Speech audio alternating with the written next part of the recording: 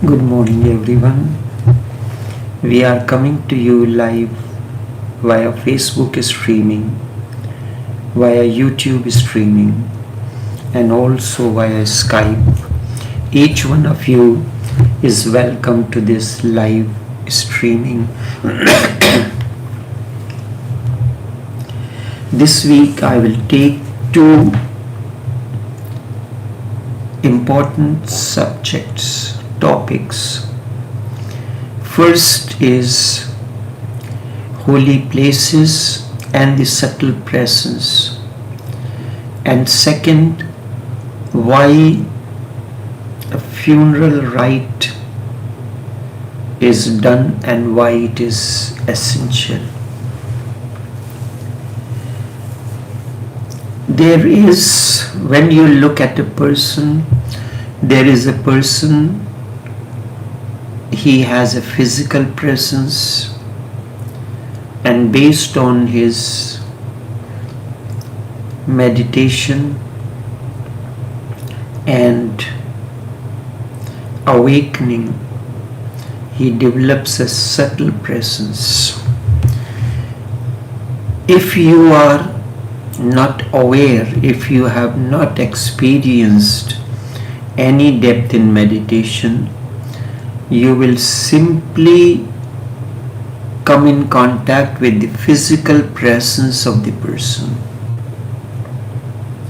You will find faults in him, find faults in his behavior, and so many things. But if you have experienced meditation, you have gone deep into it, you will feel a subtle energy surrounding the person.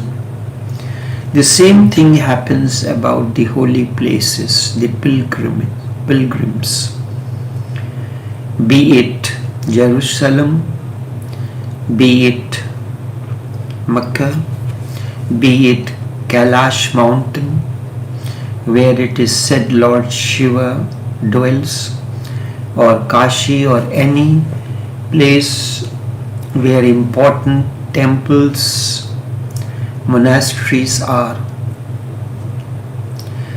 A few things need to be explained because there are certain things that happen, whether you experience them or not.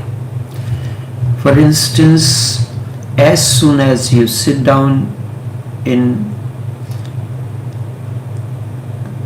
a lonely inn, all by yourself in a quiet place for meditation, be it at home, maybe you keep your cell phone with you, maybe there are other family members who are playing television or music or something or the other. So there is a very less possibility that you will feel the presence of subtle energies, subtle souls. Intense energy field you will not feel, but their presence is very strong in those places like holy places of pilgrims. Just this week, a person came. She is a healer, psychic healer.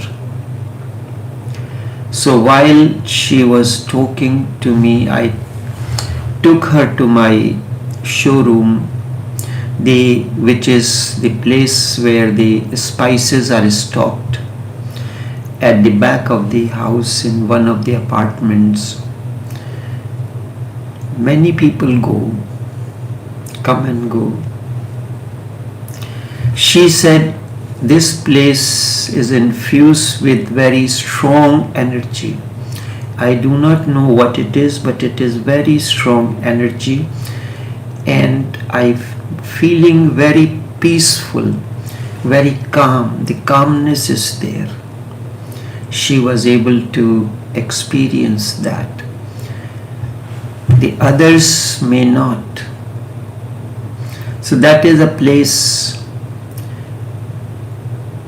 This studio from where this live streaming is done is also a place infused with subtle energies, because this is my place. Very rarely anyone comes in. But when you, in the same way, when you are around a person who is awakened, you will feel a subtle presence, energy field around him. If you meditate and you have experience of a slightest meditation and you go to a holy place, you will feel very strong presence, because those places are infused with intense, subtle energies. If you meditate anywhere else, you will not feel. In a holy place, you will feel a presence. This is why in my book, India, the Light of the Being, I said India is not a piece of land that was divided, subdivided, ruled, inflicted with poverty, poor infrastructure and all these things. It is infused with certain vibrations and certain energies. Sometimes this presence becomes so intense that you will feel that you are much less, and the presence there is very intense. For instance, the mountain which is known as Kailash mountain, there are certain mysteries about it, which are even mentioned by NASA. The energy field, the magnetic field around it has been the holy place for Hindus and Tibetan Buddhist monks. As such, the mountain is lonely and there is no one staying there. No priest,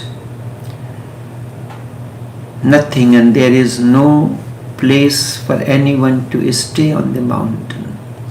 But if anyone goes there and on the mountain and prays and meditates, he will find the mountain completely inhabited. As soon as he will reach the mountain or the close vicinity, and if he has slightest capability of meditation, he will not return with the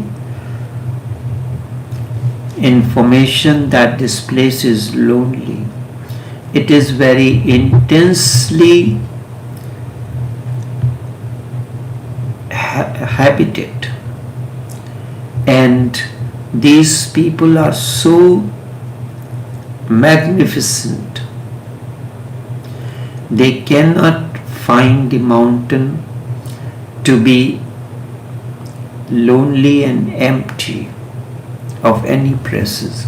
The same thing happens when you go to the place where Raman used to meditate, or the place. But with the passage of time, these holy places are filled with rituals and becomes the monopoly of the priests and so-called people who exploit the emotions of the people for their own monetary gains. There are people who had been researching about moon,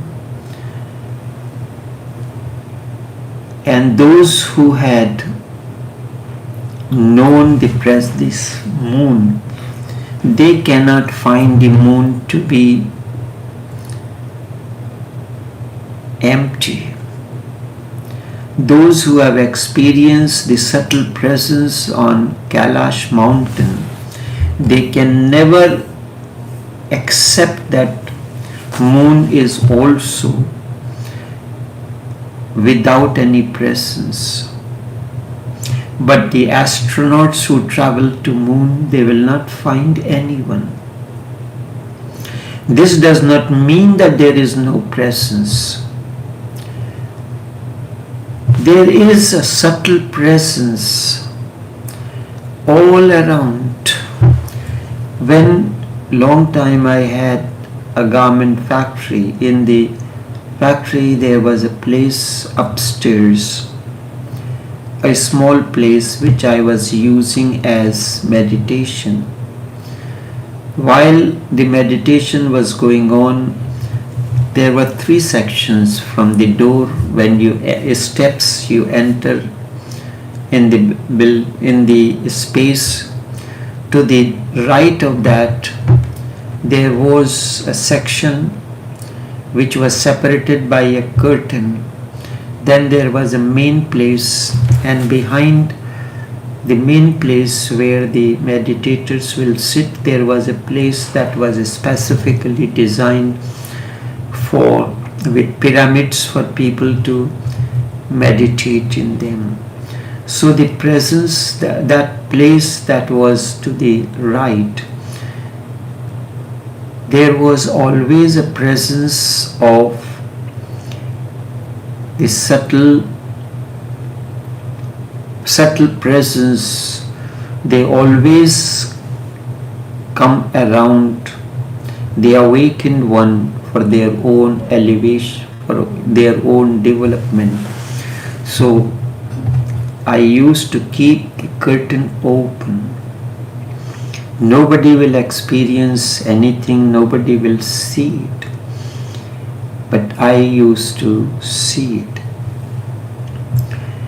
In the same way, you will not experience, you will not find any presence on the mountain, you will not find any place in any other holy place, be it Kashi, the Varanasi, or any other temple place, or Jerusalem. You will see all kind of physical things. The too much presence of the people, too much stampede, and so many other things, but not the subtle presence. In Jain scriptures, there is a mention of the kind of gods dwell on moon. But the present day, the saints and sages of that sect, they are in great difficulty. They on one hand reading these things in the scriptures, but they know nothing. All they can say for the astronauts who have reached the moon, that you have not reached the real moon. There are things happen. They can never prove that you have reached the real moon. It is written in their books that there is a subtle presence, but they know nothing, they have not experienced anything. It is written in their scriptures, and there is a scientific information that there is no presence on moon. So what to do? What can ordinary intelligence do? They can only say that these people, the American astronauts or others, they have never reached the real moon.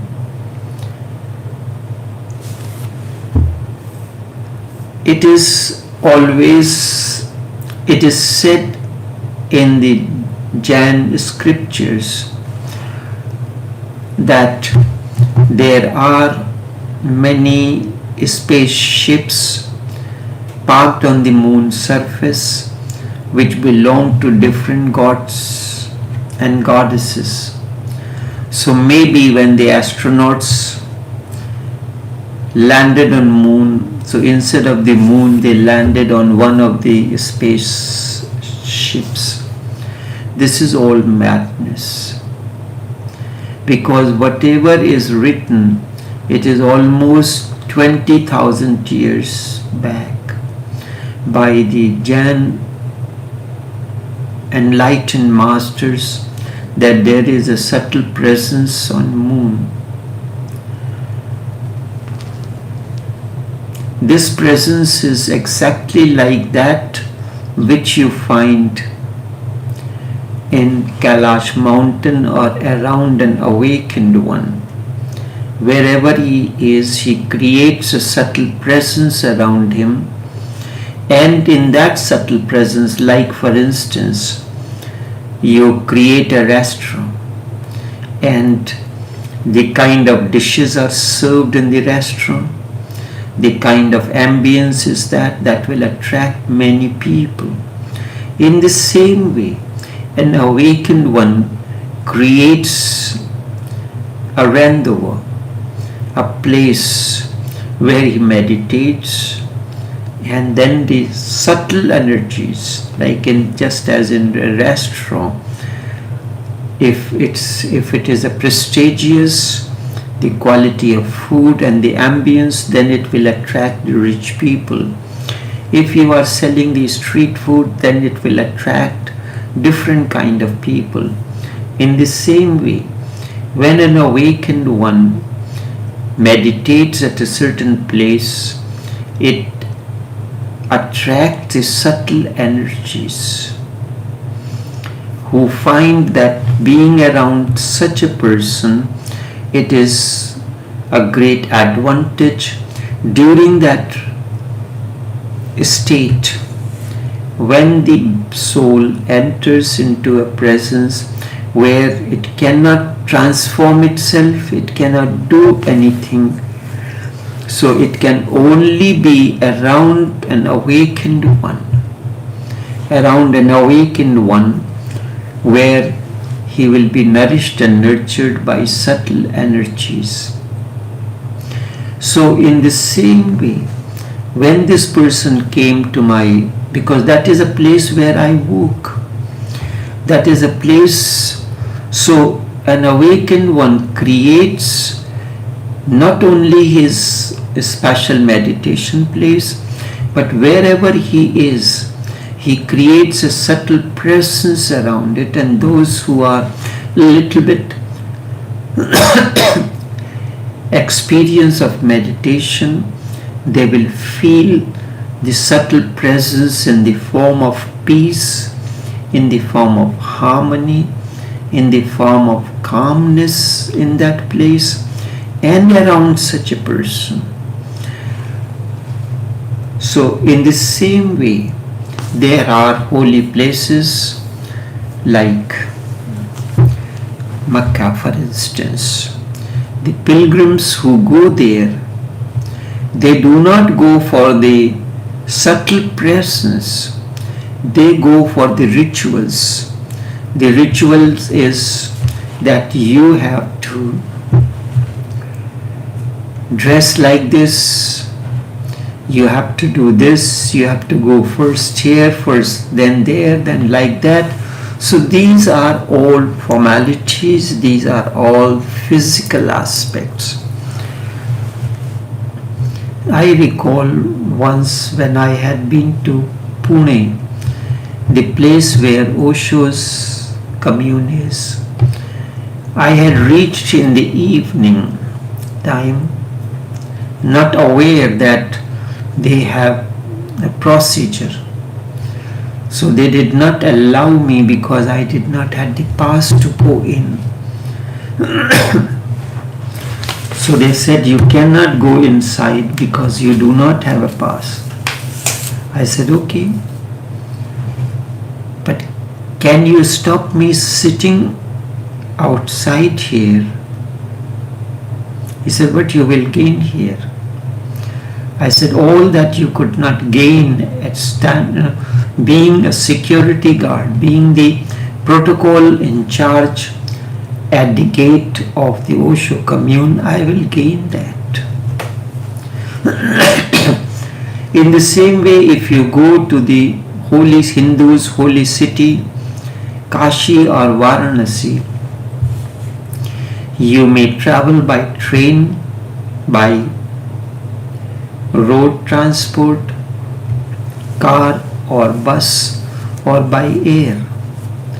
So the place have two forms. One is dead, that you are seeing. Any tourist will go and visit that place, do the rituals, visit the different ghats. Ghat means a particular spot made in a way it has steps.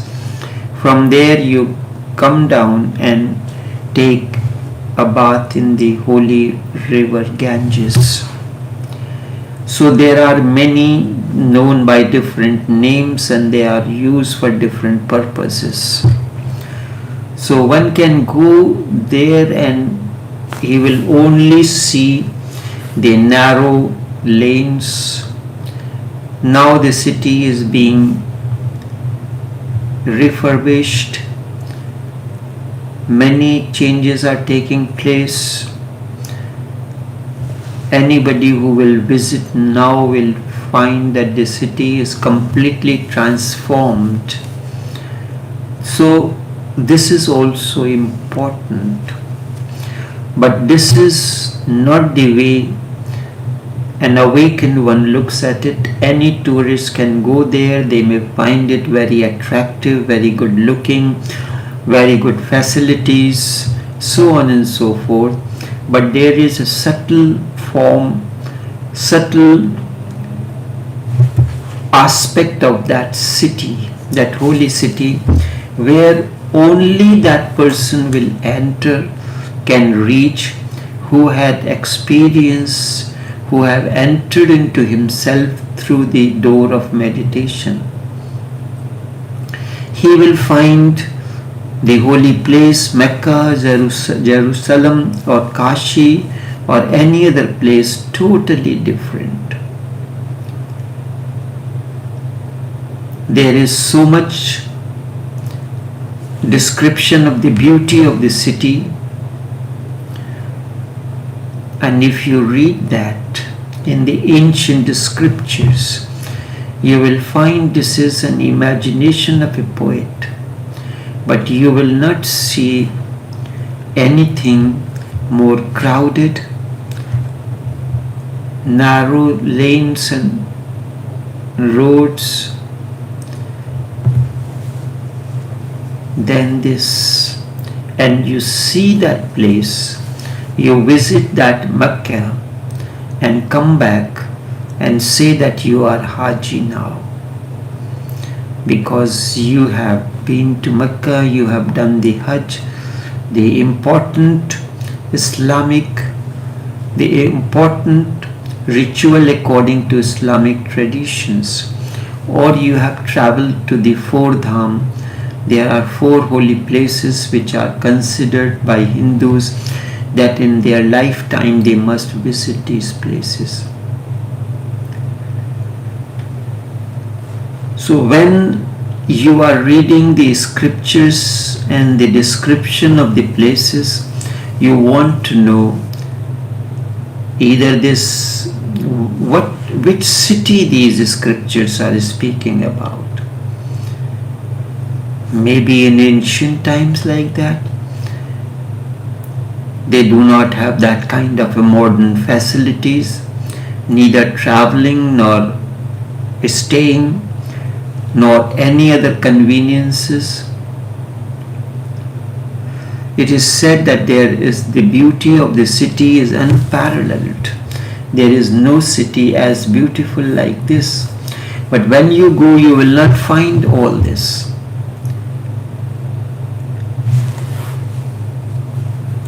There is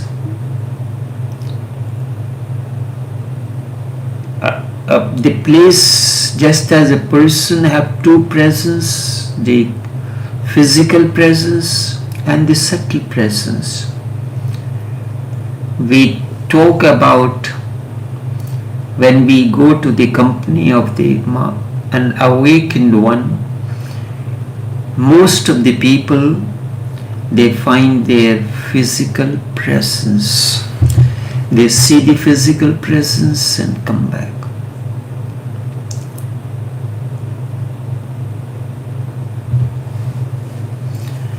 There is a contact field where the two aspects, the physical and the subtle,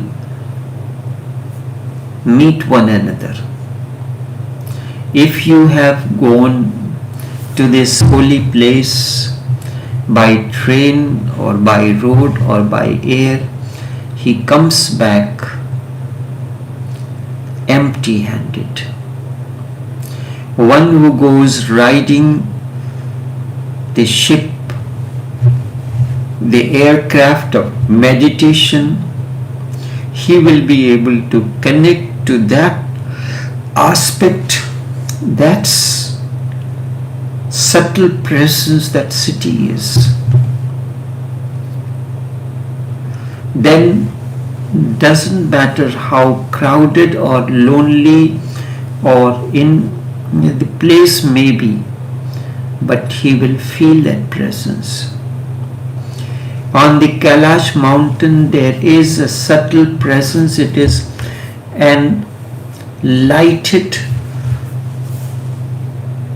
residence, dwelling place, where constantly at least 500 Buddhist monks, they stay there, and the presence, the number is never reduced below 5. 500 awakened ones will always be there on the mountain.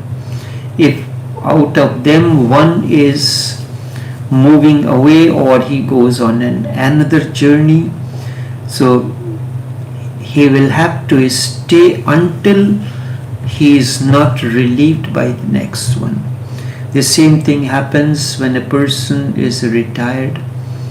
Like an army general is retired, the post can never be without the presence of the army general.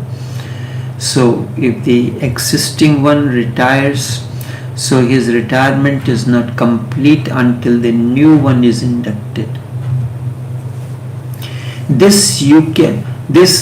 presence of 500 awakened ones make Kailash mountain this holy place for Hindus and Buddhists.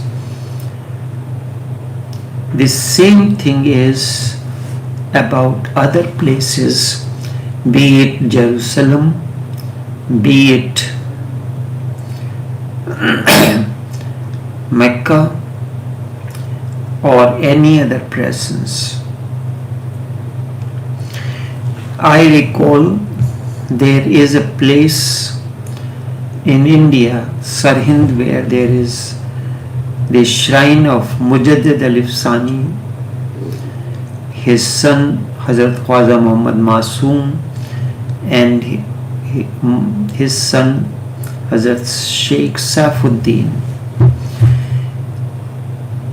A distance away from there is a shrine of 9 angels, and these shrines are very long. Normal shrines are made. The people are, nobody is about 6 feet, but this is about 9 feet long. The people go there as a tourist and they do not find anything there. But when Hazrat Sheikh Hisham Kabani Razillah Ta'ala went along with his followers, he explained that in the same way, when you go to the other holy places, there is statistics, a figure that this much amount of awakened ones will always be there, unless one who is moving away is replaced by another one, then he can move. This is the real pilgrim or holy place. When you meet, you feel that presence, you enter the holy place. All those people who follow the rituals and go to these holy places, be to Makkah for Hajj or anything else, they are just following the rituals.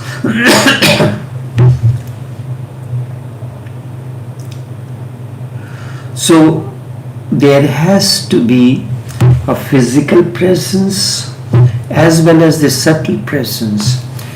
Meditation bridges these two places. I am living a life where I have to make my living, and I make my living by way of doing the business. My grandfather Sheikh Brijmohan Lal, she worked in police office for his livelihood. Lalaji Raziyallah Ta'ala worked also in courts for his livelihood. That was his physical presence. My uncle Sufi Sheikh Omkar Nath, he worked in the Central Bank of India, the Reserve Bank. He was an officer there. He dressed according to the garb, dressed in a way that was accepted. He will wear the tie and all these things. Lalaji put on the garb, the way of the tradition of that time.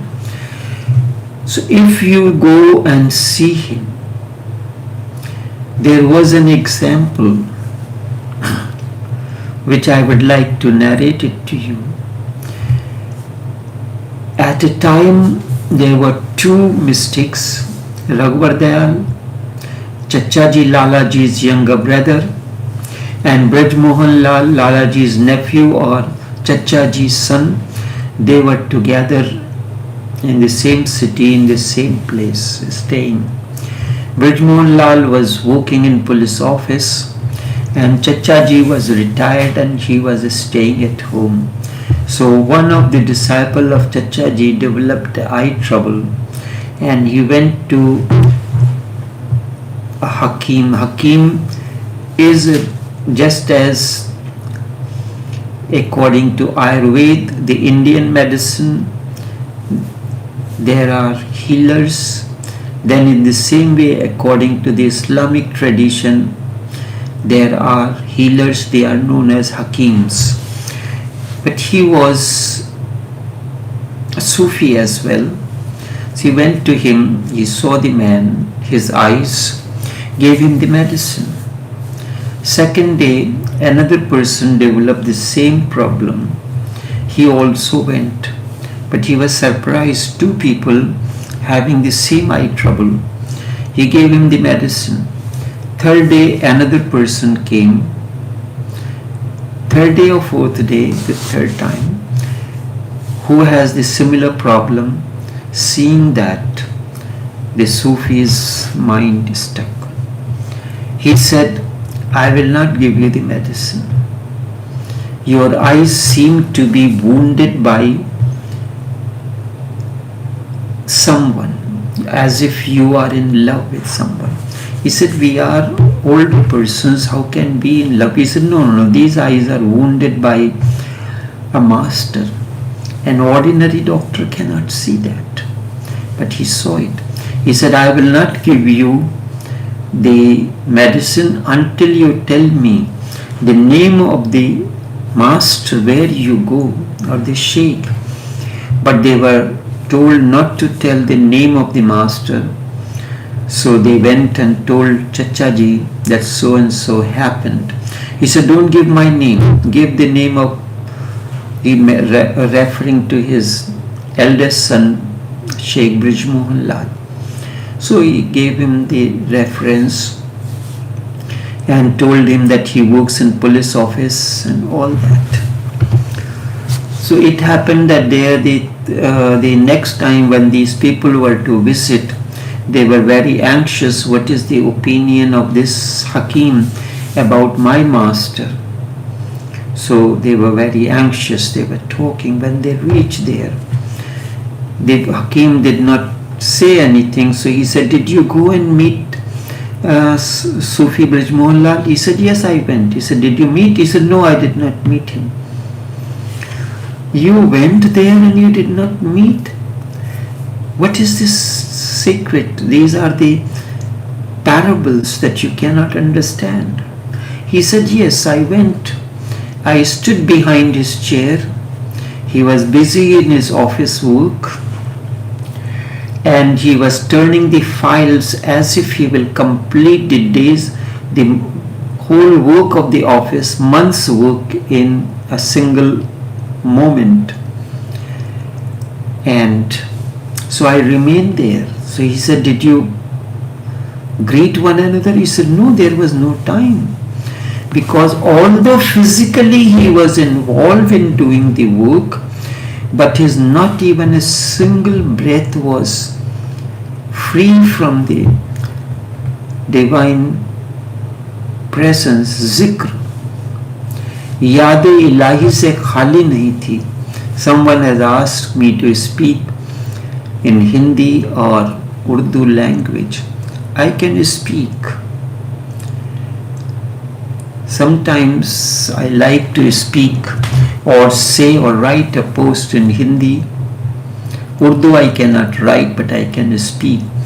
But the type of people I am speaking to, they do not understand those languages. So English is the most common language which I have to use as a medium, as a means of communication. So he said he was busy in the work, but his not even a single breath was free from Yaad-e Ilahi. I waited for 1 hour, that if his one breath is free from the remembrance of divine, of God, that I can pay my regards to him. So they could not see that kind of subtle presence in the master, but this person who was himself aware of that, he could feel that subtle presence in Sheikh Brij Mohan Lal. So they were very inflated. The egos got inflated. My master is so high. When he went and it was mentioned to Sufi Brij Mohan Lal, he, with a single sentence, he pricked their balloons, the ego balloons that has inflated. He said, what, you did all that? What this person would be thinking about me, that I did not have the courtesy to welcome him, I did not get up from my seat, and he remained standing behind my chair for 1 hour. At least you should have informed me. Their egos, the balloons got pricked and all the air broke. Then a meeting was arranged between the two. The Hakim came to see Sheikh Brij Mohan Lal, and when your departed or your very loving friend visits your house, you make a special arrangements. What you can do, you can deco, you can prepare special dishes, but when it comes to the awakened ones or masters, there is no such physical formalities. It is the subtle dishes are served. So there has to be a bridge that bridges the two states, the physical state and the subtle state of a person or a holy place. And that is meditation. That is awakening, that the light within. You may be able to go on looking for that holy place whose description you have seen, you have read in the scriptures.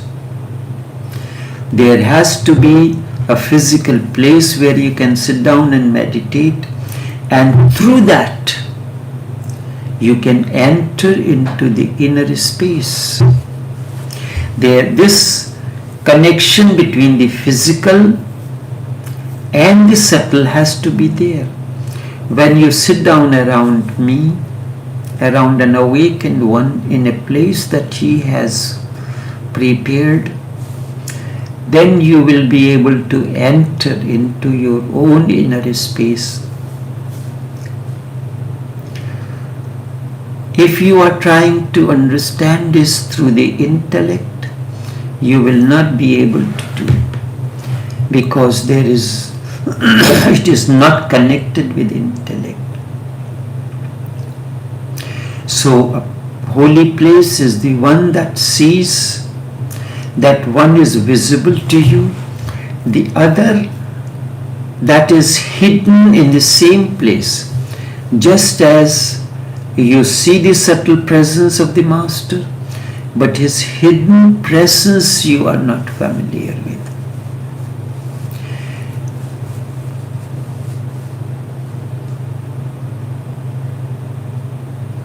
When an awakened one leaves the physical world and he enters into the subtle realm or alme, he leaves the stories of his compassion, which can be used as the thoroughfares through which you can reach to that place. No place at no time is free from the subtle presence. Bodies dissolve, but to connect to those, there has to be certain sutras, certain ways. That's why we have shrines. We have the holy places. These act as radars. As far as your vision cannot reach, where your vision cannot reach, the vision of the radar reaches there. The stars that you cannot see through the naked eye, you can see through the telescopes and radars. In the same way, the holy places act as a spiritual telescope, spiritual radars. Those who have left us, with whom we have lost the connection, you can establish a connection through this spiritual telescope. When Buddha was asked, when you die, you leave the body, where would you go? Buddha said, where will I go? There is no place to go. I will be staying right here. But you will not be able to see my presence. Just as you may stay around an awakened one, you may see You may notice certain things, that he eats too much, he talks too much, he does this and he does that, he gets angry. Or, the Zen master uses a stick to hit their disciples. Some others curse. You will only see that and you will return empty-handed. So these holy places were created by those people who have left certain treasures behind them. And you can reach only through the spiritual telescope of meditation. That is why the temples were created. That is why the other places, the mantras was created. That is why the idols were created, not for anything else. These are simply doors to reach the subtle presence. The ignorant ones, they cannot see that subtle presence in the idol, and all these were for specific purposes. When you see the photograph of your father, it happened once with Swami Vivekananda. He went before going to the Parliament of Religions in 1897, he passed through a kingdom, Khetri. The king of that place asked Swamiji a question. What is the significance of these idols? Why the idol worshipping is done by Hindus? He didn't say anything. He saw a picture hanging on the wall. He asked the king, whose picture is that? He said, that is the picture of my father or grandfather. And he started narrating the stories of his valor and greatness and all that. Swami Vivekananda continued to listen. Then he asked him, can I get that picture being brought down from the wall where it is hanging? The king ordered. The picture was brought down. Holding the picture in his hand, he brought it in front of the king and he said, can you spit on this? The king was startled. He said, what do you mean? You spit on this picture? This is the picture of my grandfather. He said, but this is not your grandfather. It is a picture, it's a piece of paper. Your emotions are connected with this image. It reminds you of the presence of your grandfather who was a great king, a Samaritan or so. In the same way, the idols are simply symbolic of the subtle presence. Man as such cannot experience the subtle presence of. Can you experience the subtle presence of Holy Prophet? Can you experience the subtle presence of Buddha? Can you experience the subtle presence of Jesus? No. For that you go to the holy places, pilgrims, and there you feel the subtle presence, because these are the bridges that connect you to that. But for that you have to have that deep understanding. The king was critical of the idols. There are many Islamic people of Islamic tradition, Christian tradition and other. They are very critical of the idols, that they are idol worshippers. But are you not worshipping the idol in the name of Sallallahu Alaihi Wasallam? What it is there? Sallallahu Alaihi Wasallam can be a symbol. It connects you to the presence of the Holy Prophet. But it is not Holy Prophet. And if someone disrespects that name,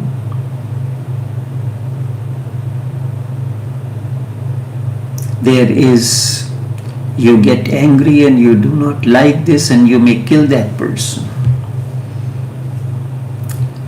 When Swami Vivekananda was in Parliament of Religions, after that he was talking, there was some priests sitting in front of him, and each priest have a big cross hanging around his neck, and that shows over his clothes.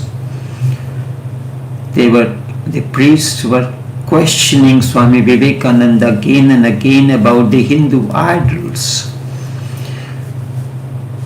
Vivekananda did not respond anything. He continued to talk. Then all of a sudden he stopped talking and he came down from the podium, went to the priest holding on to his cross, and he said, "And Mr. Clergyman, what is this?